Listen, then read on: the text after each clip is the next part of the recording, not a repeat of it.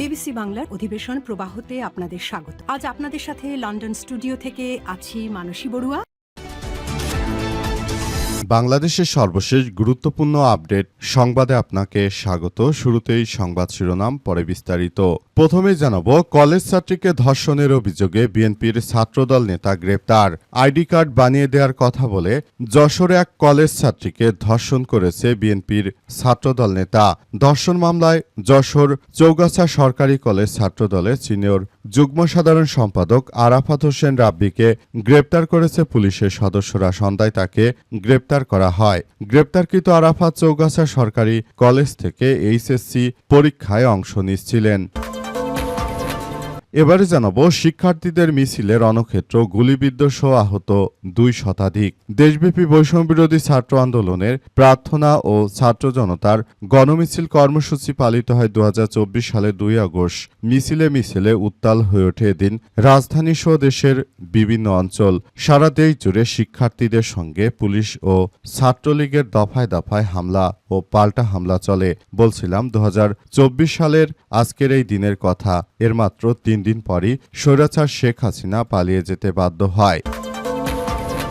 এদিকে গ্যাসের দাম বাড়ালে পেট্রোবাংলা ঘেরায়ের হুঁশিয়ারি এনসিপির। রাজধানীতে চলমান তীব্র গ্যাস সংকট, জনদুর্ভোগ এবং গ্যাসের মূল্যবৃদ্ধির প্রস্তাবের প্রতিবাদে মানববন্ধন ও বিক্ষোভ সমাবেশ করেছে জাতীয় নাগরিক পার্টি এনসিপির ঢাকা মহানগর উত্তর। তারা জানিয়েছে যে যদি সরকার যথাযথভাবে গ্যাসের সরবরাহ দিতে না পারে তাহলে পেট্রোবাংলা ঘেরাও করা হবে।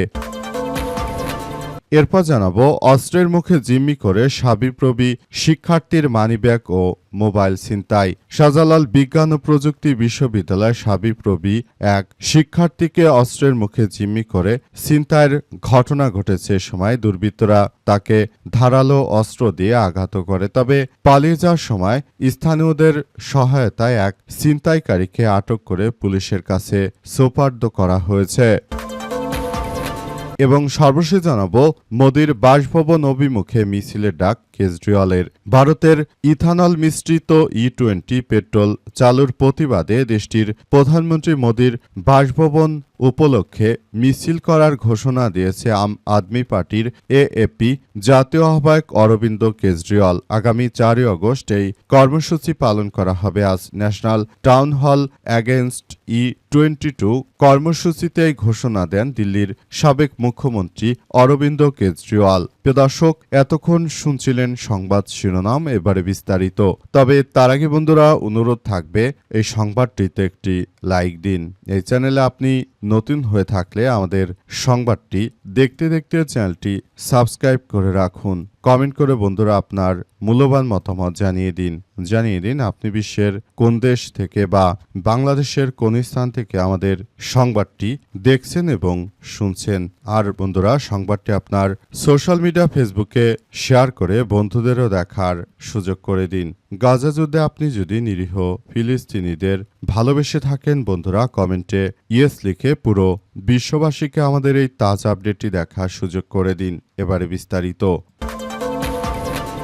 অস্ত্রের মুখে জিম্মি করে শাবিপ্রবি শিক্ষার্থীর মানিব্যাগ, মোবাইল ছিনতাই। শাহজালাল বিজ্ঞান ও প্রযুক্তি বিশ্ববিদ্যালয় শাবিপ্রবির এক শিক্ষার্থীকে অস্ত্রের মুখে জিম্মি করে ছিনতাইয়ের ঘটনা ঘটেছে। সময় দুর্বৃত্তরা তাকে ধারালো অস্ত্র দিয়ে আঘাত করে। পরে পালিয়ে যাওয়ার সময় স্থানীয়দের সহায়তায় এক ছিনতাইকারীকে আটক করে পুলিশের কাছে সোপর্দ করা হয়েছে।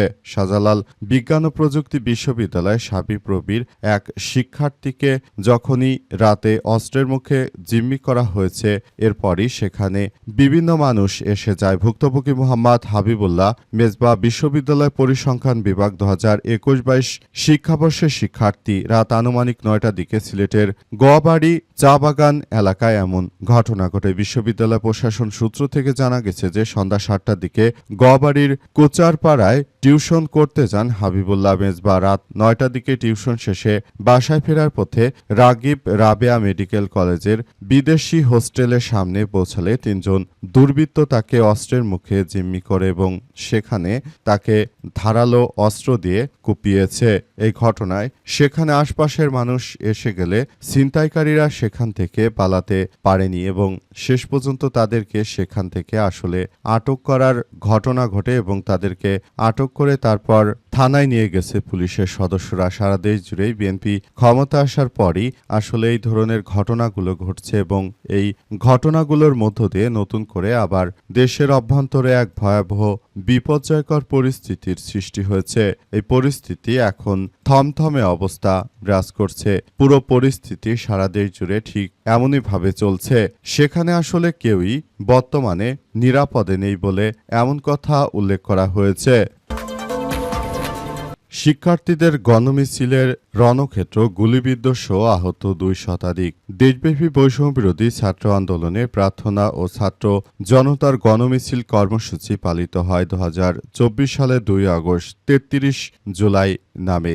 মিছিলে মিছিলে উত্তাল হয়ে ওঠে রাজধানী ঢাকাসহ দেশের বিভিন্ন অঞ্চল। ছাত্র জনতা স্বতঃস্ফূর্ত মিছিল চলাকালে বাধা দিলে কোথাও কোথাও পুলিশের সঙ্গে, আবার কোথাও ছাত্রলীগ ও যুবলীগের নেতাকর্মীদের সঙ্গে দফায় দফায় সংঘর্ষ বাধে শিক্ষার্থীরা। সেদিন তারা জানিয়ে দিয়েছিল যে এই স্বৈরাচারের একদিন পতন হবে। এই স্বৈরাচার বাংলাদেশ ছেড়ে পালিয়ে যাবে, কারণ স্বৈরাচার যেভাবে নিরীহ শিক্ষার্থীদের উপর আক্রমণ চালিয়ে যাচ্ছে সেটা আসলে কোনোভাবেই গ্রহণযোগ্য নয়। দেশটাকে এক ধ্বংসস্তূপে পরিণত করেছিল তৎকালীন সময়ে স্বৈরাচার শেখ হাসিনা। আর সেই কথাই লিখেছে আমার দেশ পত্রিকা। আমার দেশ পত্রিকার পক্ষ থেকে আরও লেখা হয়েছে যে কিভাবে এক নরপিশাচ সরকার ছিল, যেখানে আয়নাঘর ও বিভিন্ন বন্দিখানা তৈরি করে মানুষকে আটকে রাখত দিনের পর দিন।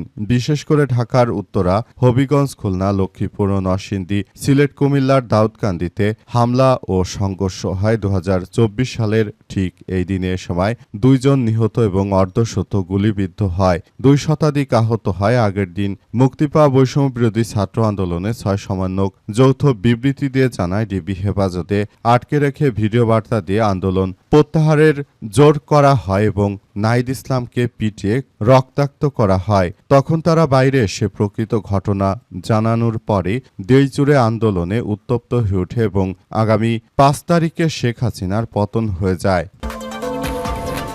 কলেজ ছাত্রীকে ধর্ষণের অভিযোগে বিএনপির ছাত্রদল নেতা গ্রেপ্তার। ধর্ষণের মামলায় যশোর চৌগাছা সরকারি ছাত্রদলের সিনিয়র যুগ্ম সাধারণ সম্পাদক আরাফাত হোসেন রাব্বিকে গ্রেপ্তার করেছে পুলিশ। আজ সন্ধ্যায় তাকে আটক করা হয়। গ্রেপ্তারকৃত আরাফাত চৌগাছা সরকারি কলেজ থেকে এইচএসসি পরীক্ষায় অংশ নিচ্ছেন। তিনি উপজেলা ফুলছড়া ইউনিয়নের বলিদাপাড়া গ্রামের ওয়াহিদুল ইসলামের ছেলে। এই ঘটনায় ভিকটিম কলেজ ছাত্রী চৌগাছা থানায় ধর্ষণ মামলা দায়ের করেছে। মামলা সূত্র থেকে জানা গেছে যে আজ এনআইডি কাট করার জন্য চৌগাছা আসার পথে অভিযুক্ত আরাফাত হোসেন রাব্বি ভিকটিমকে মোটরসাইকেলে তুলে নেয়। পরে পৌর শহরের নিরিবিলি পাড়ার একটি বাসায় নিয়ে গিয়ে তাকে ধর্ষণ করে। সময় কাউকে কিছু না বলতে হুমকি দেওয়া হয়। ভিকটিম সেখান থেকে তাদের বাড়িতে ফিরে পুরো ঘটনাটি তার পরিবারকে জানায়। এই ঘটনায় ভিকটিমের মুখে শুনে ভিকটিমের মা সন্ধ্যায় চৌগাছা থানায় এসে লিখিত অভিযোগ দায়ের করেন। এই অভিযোগের ভিত্তিতে চৌগাছা থানা পুলিশ অভিযুক্ত রাব্বিকে গ্রেপ্তার করেছে। এই ব্যাপারে চৌগাছা থানার officers incharge OC Mamunur Rashid জানান যে ভিকটিমের মা বাদী হয়ে ধর্ষণ মামলা করেছে। মামলায় আসামি রাব্বিকে গ্রেপ্তার করা হয়েছে। পরবর্তী আইনগত ব্যবস্থা গ্রহণ করা হবে। পাশাপাশি প্রবাসীর স্ত্রীকে ধর্ষণের পর হাসপাতালে ভর্তি এবং সেখানেই তার মৃত্যু হয়েছে। টাঙ্গাইলের মির্জাপুরে নির্যাতনের শিকার এক প্রবাসীর স্ত্রীর হাসপাতালে চিকিৎসাধীন অবস্থায় তার মৃত্যু হয়েছে। এই ঘটনা এখন টাঙ্গাইলেও পরিস্থিতি থমথমে অবস্থা বিরাজ করছে। গ্যাসের দাম বাড়ালে পেট্রোবাংলা ঘেরাওয়ের হুঁশিয়ারি এনসিপির। রাজধানীতে চলমান তীব্র গ্যাস সংকট ও জনদুর্ভোগ এবং গ্যাসের মূল্যবৃদ্ধির প্রস্তাবের প্রতিবাদে মানববন্ধন ও বিক্ষোভ সমাবেশ করেছে জাতীয় নাগরিক পার্টি এনসিপির ঢাকা মহানগর উত্তর। দলটির নেতাকর্মীরা সময় পেট্রোবাংলার প্রধান কার্যালয়ের সামনে অবস্থান কর্মসূচি পালন করে। পাশাপাশি গ্যাসের দাম বাড়ানো হলে পেট্রোবাংলা ঘেরাওয়ের হুঁশিয়ারি দিয়েছেন তারা। আজ কারণ বাজারে হোটেল সোনারগাঁওয়ের সামনে মানববন্ধন কর্মসূচি পালন করেন এনসিপির নেতাকর্মীরা। মানববন্ধনে বক্তারা বলেন যে দীর্ঘদিন ধরে রাজধানীর অসংখ্য এলাকায় গ্যাসের অভাবে সাধারণ মানুষ চরম দুর্ভোগের শিকার হয়েছে। বাসাবাড়িতে দিনের পর দিন রান্না করা যাচ্ছে না। সিএনজি স্টেশনগুলোতে গ্যাসের সংকট, পরিবহন ব্যবস্থা ব্যাহত হচ্ছে, শিল্প কারখানায় উৎপাদন ব্যাপক আকারে কমে গেছে। অবস্থায় বর্তমান তারেক রহমানের সরকার বসে বসে আঙ্গুল চুষা ছাড়া তার আর কোনো আমরা কাজ দেখতে পাচ্ছি না। এমন এক সরকারকে নিয়ে এসেছি, সেই সরকার দেশটা কিভাবে পরিচালনা করতে হবে সেই রুলসই জানে না। তার মতো একজন সরকারকে দেশের প্রধানমন্ত্রী বানিয়ে আমরা যে ভুল করেছি জনগণ তার খেসারত দিতে হচ্ছে। দেশে কিন্তু এত লোডশেডিং ছিল না। তারেক রহমান ক্ষমতা আসার পর থেকেই লোডশেডিং শুরু হয়েছে। আবার দেশের প্রতিটি জ্বালানির দাম বেশ কয়েক দফায় বাড়িয়েছে তারেক রহমান। এভাবে চলতে থাকলে দেশটা এক ভয়াবহ বিপর্যয়কর পরিস্থিতির সম্মুখীন হবে। শেষ পর্যন্ত তারা গ্যাস দিতে না পারলে বাংলাদেশের প্রতিটি ইন্ডাস্ট্রি কারখানা বন্ধ হয়ে যাবে। তাই সরকার যদি আবারও গ্যাসের দাম বৃদ্ধি করে এবং যথাযথ সময়ে গ্যাস সরবরাহ দিতে না পারে তাহলে পেট্রোবাংলা ঘেরাওয়ের কঠোর হুঁশিয়ারি দেওয়া হয়েছে এবং ইতিমধ্যে তারা পেট্রোবাংলার সামনে মানববন্ধন করেছে। এনসিপি নেতৃত্ববৃন্দরা তারা জানিয়েছে যে আমরা পেট্রোবাংলার সামনে এই কর্মসূচি যে শুরু করেছি সেই কর্মসূচি আসলে আর শেষ হবার নয়। কর্মসূচির তীব্রতা আরও তীব্র থেকে তীব্র আকারে করা হচ্ছে। অবস্থায় সব পরিস্থিতি এখন থমথমে অবস্থা বিরাজ করছে।